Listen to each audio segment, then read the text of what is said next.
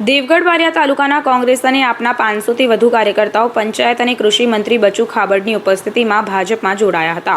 મંત્રીએ તમામ કાર્યકર્તાઓને ભાજપના ખેસ પહેરાવી પ્રવેશ કરાવ્યો।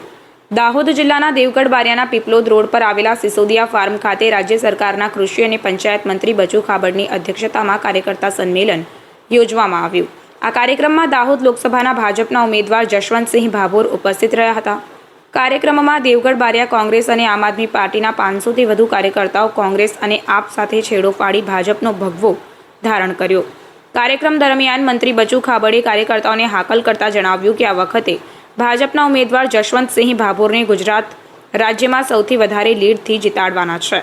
ભાજપના ઉમેદવાર જશવંતસિંહ ભાભોરને જંગી લીડથી જીતાડવાની ખાતરી પણ આપી હતી।